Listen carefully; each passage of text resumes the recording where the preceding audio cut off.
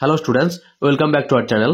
আজকে আমরা 2025 মাধ্যমিক পরীক্ষার্থীদের জন্য এবিটিএ প্রশ্নপত্রের 208 নম্বর পৃষ্ঠায় যে ইংরেজি প্রশ্নপত্রটা রয়েছে সেটা নিয়ে আমরা ধাপে ধাপে আলোচনা করে নিচ্ছি। তোমরা পরপর অ্যান্সারগুলো দেখো। আচ্ছা, এখানে যে প্যাসেজটা দেওয়া রয়েছে সেটা হচ্ছে দ্য ক্যাট। তোমরা দ্য ক্যাট প্যাসেজটা ভালো করে পড়ে নিও, তারপর অ্যান্সারগুলো দেখবে।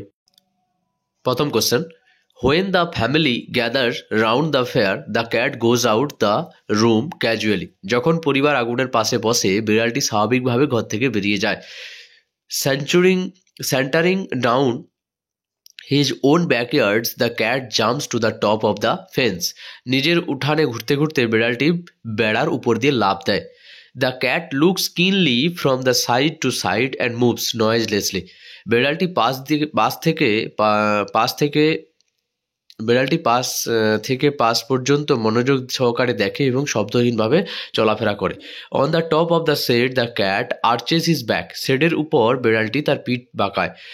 As the cat get older they go in for sport to the suburban backyard. বিড়ালটি যখন বয়সে বড় হয় খেলাধুলার জন্য সে শহরতলির উঠোনে যায়। Complete the following sentences with the information from the text. The family gather round the fire after having finish tea. পরিবার চা শেষ করে আগুনের পাশে জড়ো হয়। The cat escape to the roof and off an empty shed where his movement becomes lithe and panther like. বিড়ালটি কি করে, খালি শেডের উপর ছাদে লাফিয়ে ওঠে যখন তার চলাচল নমনীয় এবং চিতার মতন হয়ে যায়। The cat stretches himself a few times to feel its every muscle is in full working order. কি করে, বিড়ালটি কয়েকবার প্রসারিত করে দেখতে যে তার প্রত্যেকটি পেশি সম্পূর্ণ কাজের অবস্থা আছে কিনা। এবার ট্রু ফলস দিয়েছে। The cat sent across a call to his kindred by stretching himself a few times. এটা ফলস হবে। এই সাপোর্ট স্টেটমেন্টটা দেখো, on top of the shed the cat arches his back and rakes his claws, then dropping his head nearly to his paws, he sent across a call to his kindred. বিড়ালটি নিজেকে কয়েকবার প্রসারিত করে তার সঙ্গীদেরকে ডাকে না। এবার দেখো, the cats have behave as gallantly as king Arthur's knight. এটা ট্রু হবে। These backyards that are dull to us are to them hunting ground where they have more gallant adventure than King Arthur's right had ever. এবারে কবিতার কোশ্চেনগুলো দেখো। কবিতার প্রথম question দিয়েছে, the squirrel admits frankly that the mountain is enormous. কাঠবিড়ালি সৎভাবে স্বীকার করে যে পর্বতটি বিশাল। The squirrel assume that there is no disgrace in being small. কাঠবিড়ালি মনে করে ছোট হওয়ায় কোনো লজ্জার ব্যাপার নেই। The squirrel admits frankly that the mountain is enormous. কাঠবিড়ালি সৎভাবে স্বীকার করে যে পর্বতটি বিশাল। The squirrel assumes that there is no disgrace in being small. কাঠবিড়ালি ছোট হওয়ায় কোনো লজ্জার ব্যাপার নেই এটা মনে করে। The pretty track for squirrel is made by the mountain. একটা কাঠবিড়ালির জন্য একটা সুন্দর পর্বত তৈরি করে দিয়েছে। The squirrel opines that everything is put wisely. কাঠবিড়ালি মনে করে সব কিছু বুদ্ধিমানের সঙ্গে সাজানো হয়েছে। Answer the following questions. What does the squirrel think about occupying his place. Squirrel কিভাবে ভাবে তার যে জায়গাটা অধিকার করবে। The squirrel thinks that it is no disgrace to occupy his place as every creature has its own role and importance in the world. কাঠবিড়ালি মনে করে তার জায়গা দখল করার কোনো লজ্জা নেই, কারণ প্রত্যেকটি প্রাণী পৃথিবীর নিজস্ব ভূমিকা ও গুরুত্ব রয়েছে, বা পৃথিবীর প্রত্যেকটি প্রাণীর নিজস্ব ভূমিকা ও গুরুত্ব রয়েছে। What does the squirrel deny. The squirrel does not deny that the mountain makes a very pretty squirrel track. কাঠবিড়ালি অস্বীকার করে না যে পর্বত তার জন্য একটা সুন্দর পথ তৈরি করে দিয়েছে। এবার আনসিনটা দেখো, আনসিনটা আমরা পড়িয়ে দিচ্ছি, দেখে নাও। The most dangerous animal on the Indian subcontinent by a margin of hundreds to 1 are not lions, tiger or wolves but poisonous snakes. ভারতীয় উপমহাদেশের সবচেয়ে বিপজ্জনক প্রাণীগুলি হলো, শতকরা হিসেবে দেখতে গেলে 100-র মধ্যে সিংহ, বাঘ, নেগড়ে পড়ে না। তাদের মধ্যে সবচেয়ে বিষাক্ত কী হচ্ছে? সাপ। Attacks occur far more frequently than most people suspect. আক্রমণগুলি অনেক বেশি ঘন ঘন ঘটে, যতটা মানুষ মনে করেন না তার থেকেও বেশি। Over 2 lakhs humans are bitten by venomous snakes in India each year. প্রত্যেক বছর 2 লক্ষেরও বেশি মানুষকে কি করে বিষাক্ত সাপ দ্বারা কামড়ানো হয় বা বিষাক্ত সাপ কামড়ায়। Unfortunately the death rate from snake bite is high largely because the wide spread ignorance about snake bite prevention. দুর্ভাগ্যবশত সাপের কামড় থেকে মৃত্যুর হার বেশি মূলত সাপের কামড় প্রতিরোধ সম্পর্কে ব্যাপক অজ্ঞতার কারণে। Also proper medical treatment is often delayed or unobtainable. এছাড়া সঠিক চিকিৎসার প্রায়শই বিলম্বিত হয় বা পাওয়া যায় না। According to the estimate by World Health Organization, about 15,000 deaths from snake bite occur annually in India, nearly half the world total of such deaths. বিশ্ব সংস্থার একটি অনুমান অনুযায়ী প্রত্যেক বছর ভারতে 15,000-এর বেশি সাপের কামড়ে মৃত্যু ঘটে, যা বিশ্বের মোট মৃত্যুর প্রায় অর্ধেক। Even for those who survive the ordeal is dreadful experience, usually resulting in days or weeks of agony. যারা বেঁচে যান তাদের জন্যও এই যন্ত্রণাদায়ক অভিজ্ঞতা ভয়ানক, যা সাধারণত দিনের পর দিন বা সপ্তাহের পর সপ্তাহের যন্ত্রণা সৃষ্টি করে। Tick the answer. এবার দেখো এখান থেকে যে প্রশ্ন উত্তরগুলো আছে সেগুলো করব। The most dangerous animal on the Indian subcontinent are snakes. ভারতীয় উপমহাদেশে সবচেয়ে বিপজ্জনক বা বিষাক্ত প্রাণী হলো কি? সাপ। এটা বিপজ্জনক বলে, বিষাক্ত নয়। The estimated number of snake bites in India each year is not less than 2 lakhs। 2 লক্ষের কম নয়। The death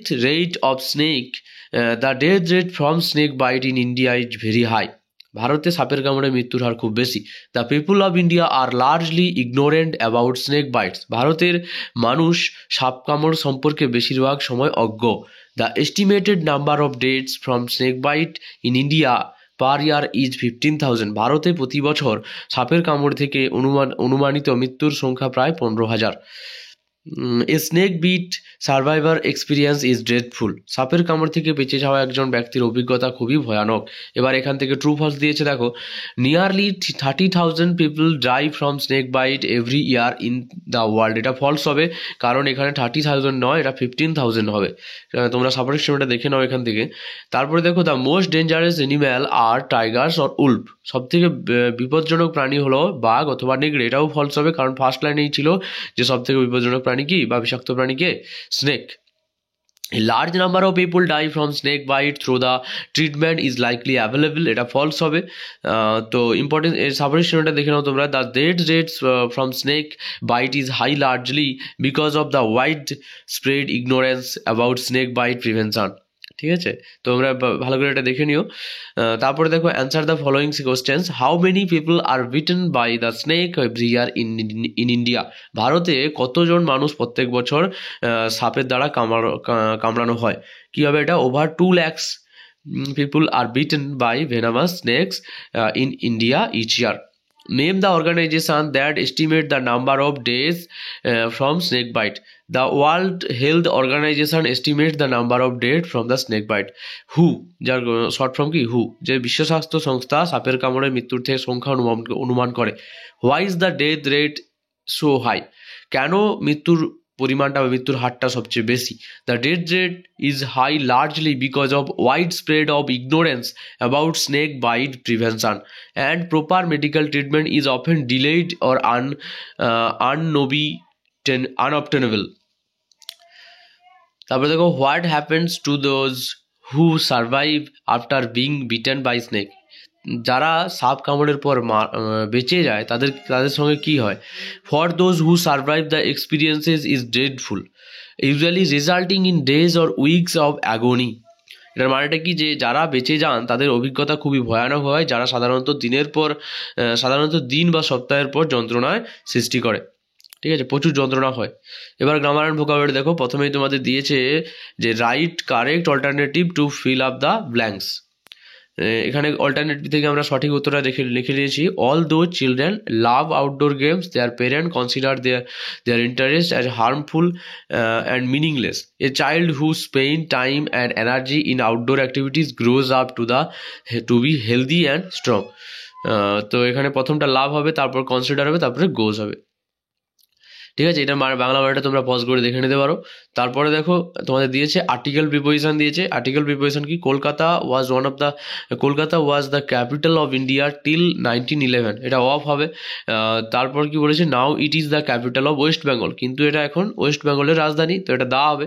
hour provinces this mega city of about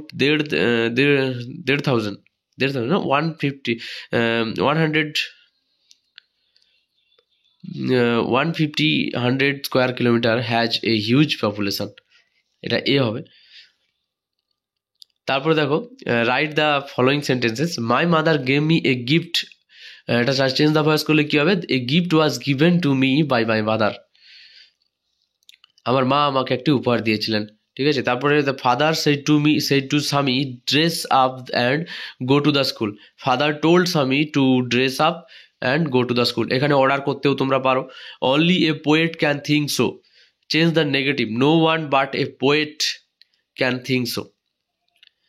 এবারে ফ্রেজাল ভার্ব দিয়েছে দেখো, the patient will recover within a week, এখানে recover থেকে come round হবে। He is in search of a job, search থেকে লুকিং ফর হবে। Mukherjee has started a new business, started থেকে এখানে সেট আপ হবে। ঠিক আছে, তো রিকভার মানে কি? সুস্থ হয়ে ওঠা। সার্চ মানে কি? খোঁজা। আর স্টার্টেড মানে শুরু করা। এবার তোমাদের আনসিন প্যাসেজ থেকে যে মিনিং খুঁজতে হবে সেটা দিয়েছে দেখো। এভরি ইয়ার মানে প্রত্যেক বছর, ওটা অ্যানুয়ালি হবে। ওয়ান্ট অফ নলেজ জ্ঞানহীনতা, তো এটা ইগনোরেন্স হবে। আর গ্রেট পেন অ্যাগনি হবে তীব্র যন্ত্রণা। আর পয়জনাস থেকে ভেনোমাস হবে বিষাক্ত। ঠিক আছে, আমরা এখানে রাইটিংটা দেইনি, তোমরা যদি রাইটিংটা চাও আমাকে কমেন্টে জানিও, আমি ডেসক্রিপশনে লিঙ্ক দিয়ে দেবো, সেখান থেকে রাইটিংটা দেখে নিতে পারো। দেখা হচ্ছে পরের ভিডিওতে। আর এখানে যে একটা প্লেলিস্ট দেওয়া আছে, সেই প্লেলিস্টটা তোমরা আগের ভিডিওগুলো এবং পরের ভিডিওগুলো পেতে চেক আউট করতে পারো। ঠিক আছে, দেখা হচ্ছে পরের ভিডিওতে। Thank you.